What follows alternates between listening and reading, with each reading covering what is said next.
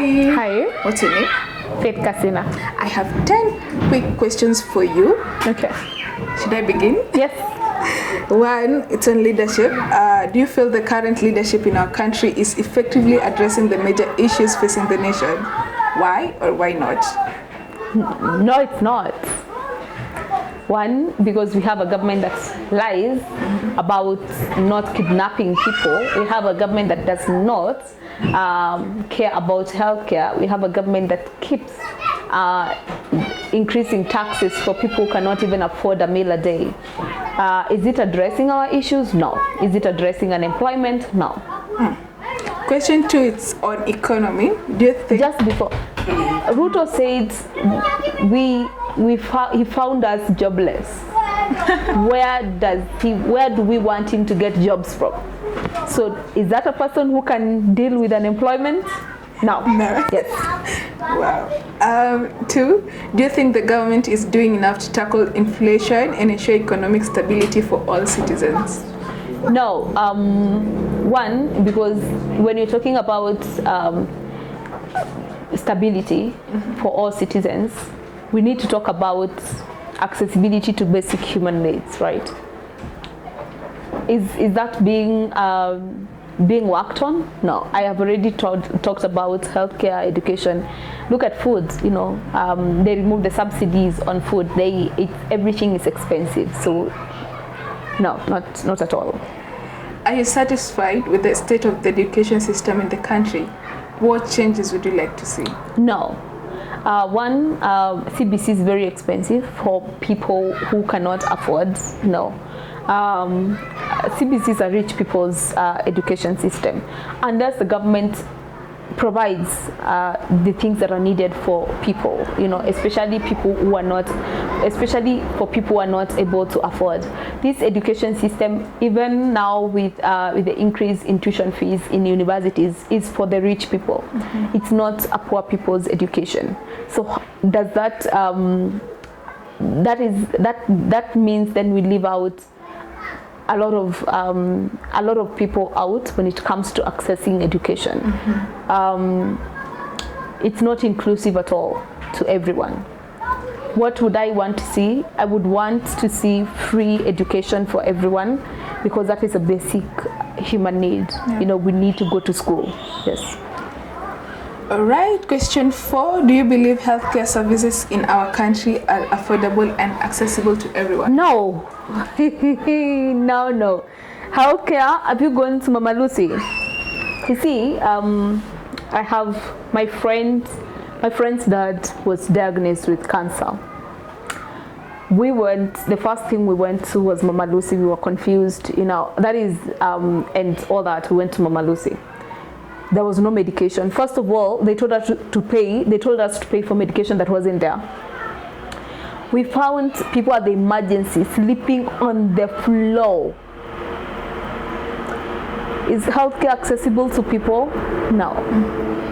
I think you need to go to a hospital like Mama Lucy, and then reality will hit you that if you get sick right now in Kenya, it's like it's like a death warrant, you know, you said it. Yes, so it's not. Yeah. Question 5. Do you think corruption is being tackled effectively by the government, or do you feel it remains a significant issue? It's a very, when you say government tackling up corruption, it feels like a joke, because one, we award people who steal money instead of arresting them. So in Kenya, you'd rather not be a small thief, be a bigger thief who steals a lot of money, because then you'll be awarded a government position. We are not dealing enough with corruption. Coming out, look at what the Auditor General has been saying. We're losing millions, billions. You know, every sector is losing money. Even NHIF, like misspelling names. What the hell is that? You know, we are not doing enough to deal with corruption, and we've made corruption our everyday cup of tea. If you go to a sector and you find no corruption, then you feel as if something is missing. We are not doing enough. We're actually making it our culture, as part of our culture, which is very wrong. Yeah. Yes. Question 6. Do you think the government is doing enough to address issues of inequality and social justice? No. It's like I don't even need to give you an answer to that. You know, we've talked about healthcare, education. I don't even think.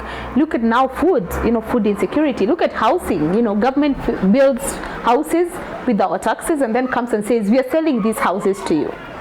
That leaves out the people who are not able to buy the houses, and these are the homeless people. The government is supposed to build these houses to.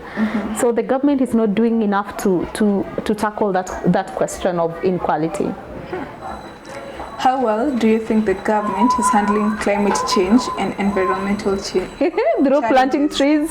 Now, you see, and we have a very funny president, because Ruto said by December we'll be fishing in Nairobi River. December came and now we're in January and I did not eat any fish from Nairobi River. You see, Ruto thinks, and he's made it's a government. His government thinks when we're talking about climate change, we're talking about planting trees. You know, it's not about planting trees. And it's also not how he plants trees. You know, it's. And one of the things we look at this year, climate change hit us hard with the floods, you know, and everything that has changed, you know. The government was not even prepared for that. They did not even prepare for to deal with floods. After floods, we went to a season of we came from drought to floods, you know. So. Is the government prepared for that? No. Does the government even care? No. Ruto just wants to plant trees and show the world that he's planting trees. But the whole conversation about climate change is not about trees. And it's not about planting trees like maize, how he's planting trees. You know, he went to a field and planted trees, 5 million trees. Was it 5 million trees like maize? You know, that's not how you plant trees. So he's using climate change to resource, but resourcing resources that do not support or even support the victims that are affected by climate change, like the victims of floods, you know, but also not putting in measures to handle these issues that come, you know. This whole thing needs to even tackle the issue of drought, the issue of food insecurity, you know, and not lifting the ban on GMO. So Ruto is just, what will I say, meandering, not tackling the whole issue, lying about it, you know, and using, yeah, anyway, yes, sorry. Question 8. Yeah. Do you feel safe in your community, and do you think the government is doing enough to combat crime and ensure public safety? I actually feel safe in the community without the police. I don't feel safe with the police coming to my community, because what the police does every other time when they see someone from the community is that they see a criminal before they see a human being. So for me, the fact that I don't feel safe in my community because of the police, you know. Because the police have turned to criminals who can abduct you anytime, arrest you anytime. And I don't think the government is doing enough to handle crime because the police have become criminals. And when it comes to even crime from people in the community, they don't even arrest these criminals. These criminals even go rent a gun from the police. So how do we handle crime if we are part, if the institution that's supposed to deal with that is part of the of crime itself? It's part of the whole mess itself. Question 9. Do you feel you can express your opinions freely without fear of repercussions? Why? Why? Not with Ruto. Look at the abductions.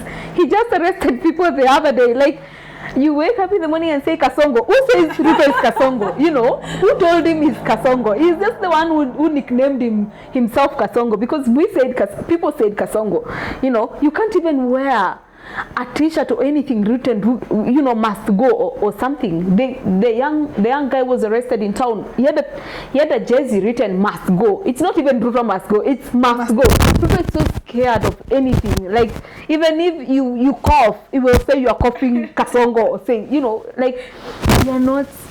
Look at our social media. There is censorship, you know, there is they pull down our media platforms.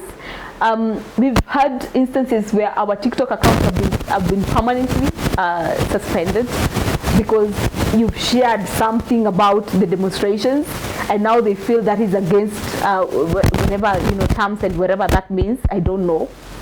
So it's clear that we are not in a country where we can express ourselves. Ruto even is not ready for maandamano. Just coming out to say tunataka haki yetu. Ruto is afraid of someone saying haki yako. He's not free. The last question. Okay. Do you trust the electoral process in our country? No. Kind of what really matters. No. I think I don't know. We have a long way to go before we can say we have credible elections in this country. I'm not sure how we get there because it's a big question. It comes from who is controlling you.